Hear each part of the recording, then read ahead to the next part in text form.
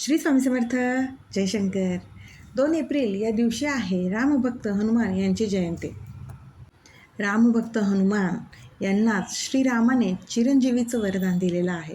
त्यामुळे अजूनही धरतीवरती रामभक्त हनुमान हे आहेत आणि याचा अनुभव बऱ्याच हनुमानाचे जे काही भक्त आहेत त्यांना आलेला आहे. हनुमान ही शक्तीची देवता ओळखली जाते, बलाची देवता ओळखली जाते.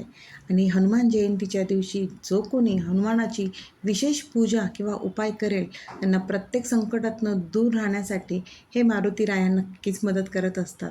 आणि खरंच हनुमंताची सेवा करून बघा, संकटातनं बाहेर येण्याचा मार्ग नक्कीच मिळतो.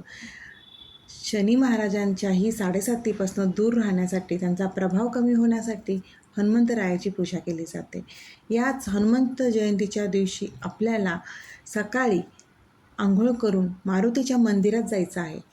तुम्हाला शक्य असेल त्याप्रमाणे मारुतीला शेंदूर, तेल, लाल फुलं, बेसनाचं किंवा मोतीचूरचे म्हणजे बुंदीचे जे केशरी लाडू असतात ते अर्पण करायचे आहे.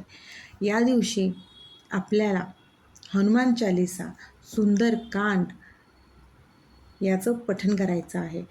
पण हे जे काही पठण कराल त्याआधी रामरक्षा याचं पठण करायचं आहे. मारुतीरायांना रामाची स्तुती केलेली अत्यंत प्रिय आहे. त्यांच्यासारखा भक्त कुठेही नाही. असीम भक्ती त्यांची रामरायावरती आहे.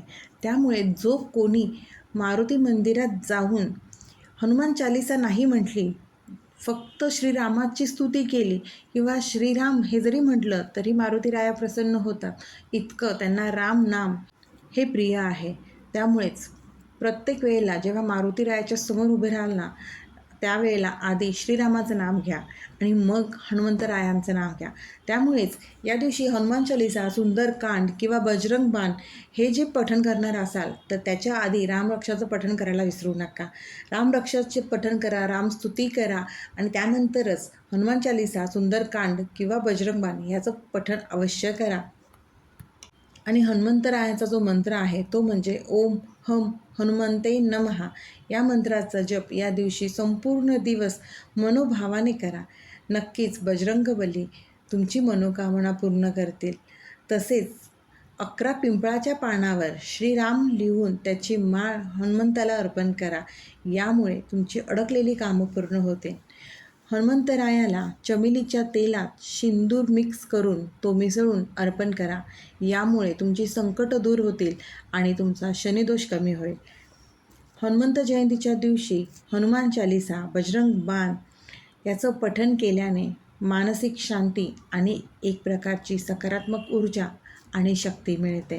सुंदरकांडचं पठण केल्याने अत्यंत फलदायी मानलं गेलेलं आहे. नैवेद्य म्हणून तुम्ही मोतीचूरचे लाडू म्हणजे केशरी जे बुंदीचे लाडू असतात ते अर्पण करा. बेसनाचे लाडू करा किंवा गूळ, चणे याचा नैवेद्य हनुमंतरायाला नक्कीच अर्पण करा. या दिवशी जर तुम्ही या गोष्टीचं दान एखाद्या आजारी व्यक्तीला, कुष्ठरोगीला, कुणालाही जर केलं तर त्याचं फळ तुम्हाला अतिशय चांगलं मिळतं. त्यामुळे हनुमंत जयंतीच्या दिवशी या साध्या सोप्या सेवा, हे साधे सोपे उपाय करा आणि हनुमंतरायाचा आशीर्वाद प्राप्त करून घ्या. लक्षात ठेवा, मारुतीच्या मंदिरात गेल्यावर आधी श्रीरामाची स्तुती करा, श्रीरामाचं नाव घ्या. हनुमंतराया तिथेच प्रसन्न होतात. श्रीरामांच्या नावापेक्षा त्यांना कुठलीही गोष्ट मोठी नाही. त्यामुळे रामनाम हे आवर्जून नेहमी हनुमंतरायाच्या मंदिरात गेल्यावरती करा आणि हे साधे सोपे उपाय करा.